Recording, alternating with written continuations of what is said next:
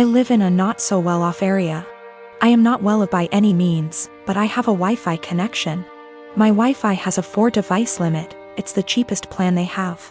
My neighbors have a 12-year-old daughter who has to attend online classes. I know her well because she comes over fairly often to hang out with my daughter as they are friends. Her name is Shania. We live in India. Shania is an Indian name. I am also Indian. Shania's parents told her they cannot afford Wi-Fi, so she asked me if she can use mine. I agreed, and said the only condition was that she has to study hella hard and do her best. She agreed and has been using it for a while. Over the past 2 months, I have been finding it hard to use my Wi-Fi.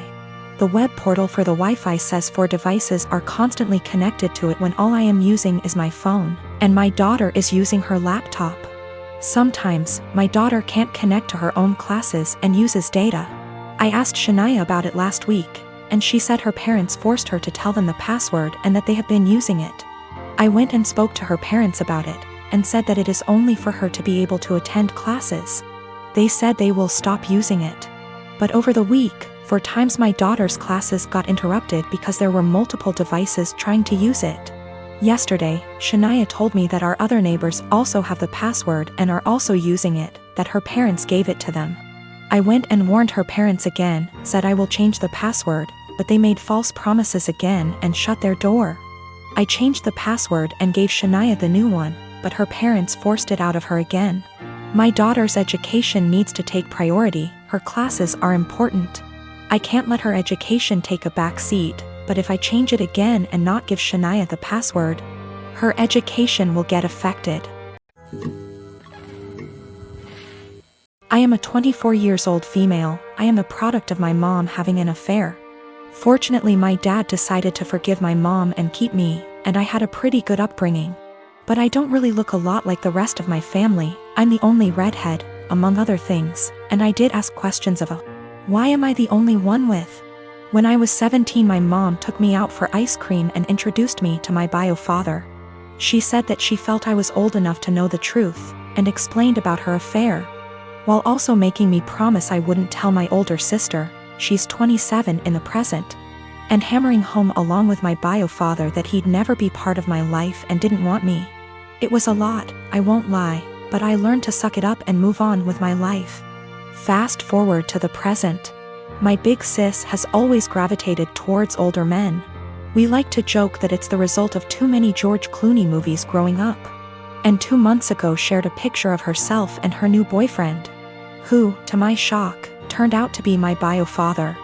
I debated what to do for a couple of days, then ultimately decided she needed the truth and told her. My sister did not take it well and dumped him, but she wasn't angry with me. Honestly, by now she's kinda amused, says that she's my mom and has extra power to boss me around now. My mom, on the other hand, is furious. She says I divulged something that wasn't my secret to share, and that I had no business telling anyone. That since bio father isn't related to my sister, it didn't matter if he dated my sister, and it wasn't like they were talking marriage anyway. It's been 2 months and she's still angry, still snide. Calls me a traitor and finds excuses to make loud comments about how I can't be trusted with anything private or important, so beware. At the time I thought I was doing the right thing, but I've never seen my mom this angry before. And she's sustained that anger for 2 solid months, so I'm starting to worry.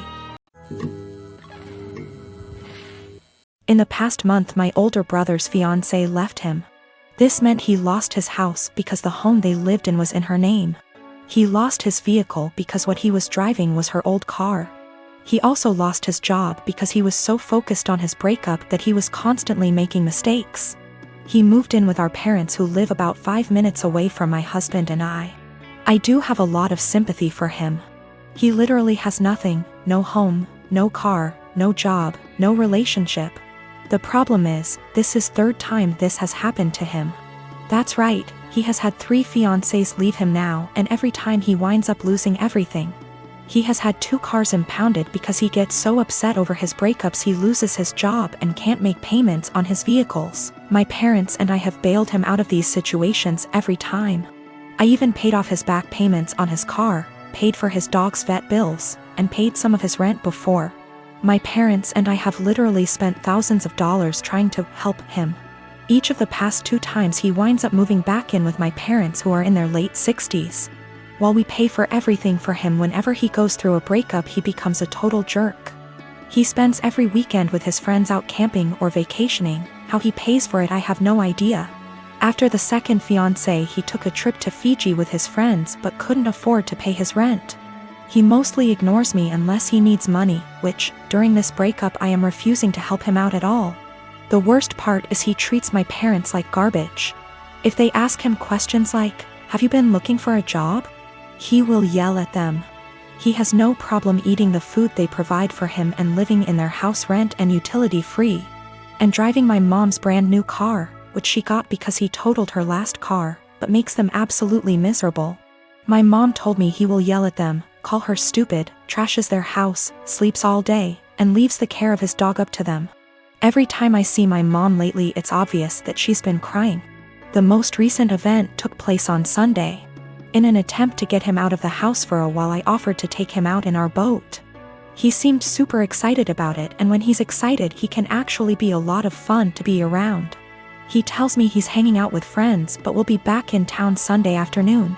Sunday afternoon rolls around and he's nowhere to be seen. I get a text around 6 p.m. that he's decided to go to a local tourist destination with all his friends. They are going to tube down a river. I'm bummed because I was honestly looking forward to it and because my brother has once again chosen his friends over his family. But it's whatever, I honestly don't rely on him for anything, so it's not that big of a deal. But then I find out he's driving my mom's car and she has to be in her office early Monday morning. Then the peaceful protests in our town turn into full-on riots and my brother is still not home. At this point he can't get home because they've blocked off access to our town, so he just stays with his friends, and I wind up taking my mom to work. My dad tries to talk to my brother on Monday about how irresponsible he was, and my brother just yells at him, and then locks himself in my parents' basement for the rest of the day. My parents are miserable.